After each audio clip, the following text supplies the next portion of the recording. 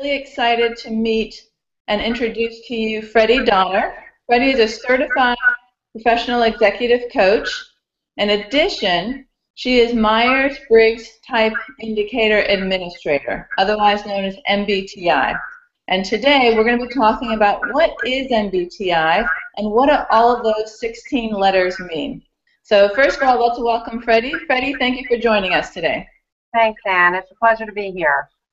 Great. So, Freddi, can you just start to explain to us what do those 16 letters mean? And the first one is E versus I. What does that mean if I see that in my Myers-Briggs test assessment?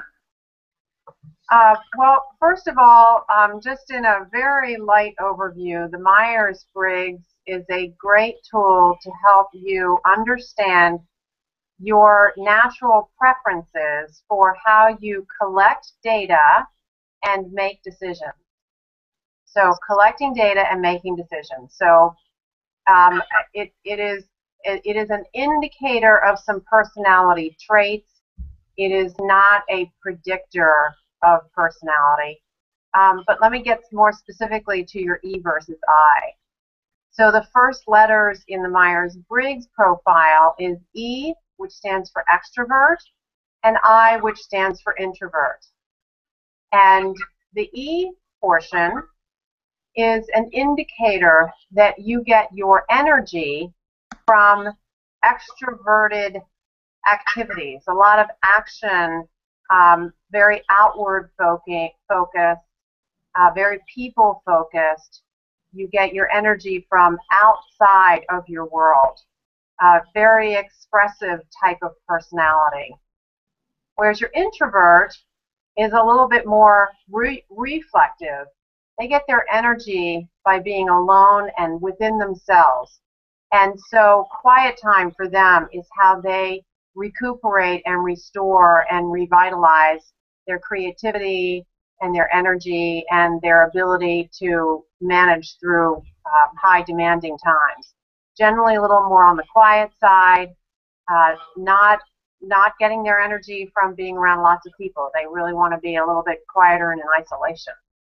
So are introverts shy? If I see someone who's shy, do I assume they're an introvert? Great question, Anne. It is not 100% correlation.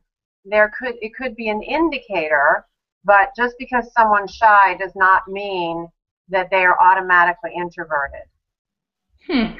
So what do I do if I'm a leader and I have an introvert who I want to groom to become a leader? Can introverts become leaders? Absolutely. What most introverts do when they become in leadership positions and they're having to interface with lots of different people is that they will develop, and any one of us, anybody in any personality trait or type with Myers-Briggs, you develop behaviors in order to accommodate the role that you're playing. And so what that's called in Myers-Briggs terminology is simply that you're acting out of preference. And we're all capable of doing this, acting out of preference. And so an I, who would rather be alone, may be acting out of preference by attending the company event and interfacing with lots of people.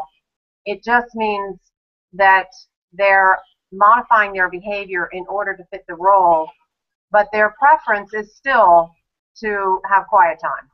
And that's where they will retreat to in order to restore their energy.